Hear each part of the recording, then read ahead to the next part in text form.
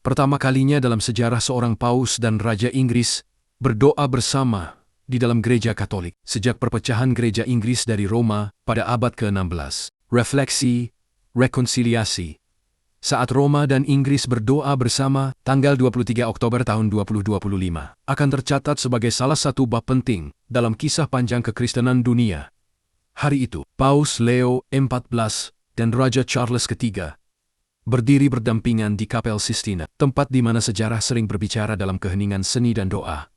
Namun kali ini, bukan lukisan atau liturgi yang berbicara. Dari luka melainkan perdamaian. Menuju doa.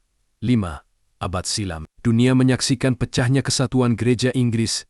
Raja Henry VIII menolak otoritas paus, dan pemisahan dari Roma melahirkan gereja Inggris. Sejak itu, kedua tradisi hidup terpisah, masing-masing membawa cahaya iman, namun juga beyang-beyong luka sejarah. Banyak kali upaya rekonsiliasi dilakukan.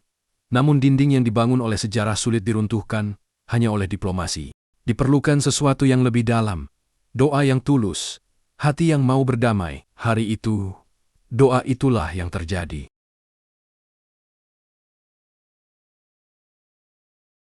Langkah di lorong Vatikan. Ketika Raja Charles III melangkah melewati lorong Vatikan menuju Istana Apostolik, setiap langkahnya terasa membawa gema masa lalu Westminster, Canterbury, dan London. Semua saksi sejarah pemisahan itu. Namun di ujung lorong, ia disambut dengan senyum hangat Paus Leo ke-14. Tidak ada kebekuan diplomatik. Hanya sambutan seorang gembala kepada seorang tamu yang datang membawa niat baik. Dalam pertemuan tertutup yang penuh keheningan, keduanya berbicara tentang iman, perdamaian, dan tanggung jawab moral di dunia yang terluka oleh perpecahan. Tetapi yang paling menggugah bukanlah kata-kata mereka, melainkan doa yang mereka panjatkan bersama. Ibadah bersama di Kapel Sistina. Kapel Sistina sore itu menjadi saksi sejarah baru. Paduan suara Katolik dan Anglikan menyatu, memadukan harmoni yang selama ini terpisah oleh tembok gerejawi. Hanya satu pesan, ad omnes onum sin. Semoga mereka semua menjadi satu. Yohanes 91. Paus Leo ke-14 berdoa, semoga hari ini menjadi langkah kecil menuju kesatuan yang lebih besar. Semoga luka sejarah disembuhkan oleh rahmat Kristus yang satu.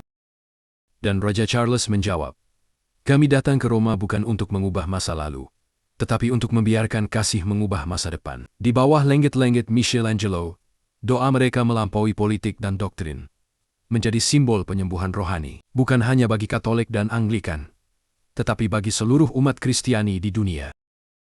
Makna di balik keheningan. Ketika lonceng Basilika Santo Petrus berdentang, banyak yang sadar. Rekonsiliasi tidak selalu dimulai dengan perjanjian besar, melainkan dengan doa sederhana yang diucapkan bersama. Hari itu, Roma dan Inggris tidak lagi berdiri berseberangan, tetapi berlutut di hadapan Tuhan yang sama. Dan mungkin, di hati Kristus sendiri, pertemuan itu telah lama dinantikan.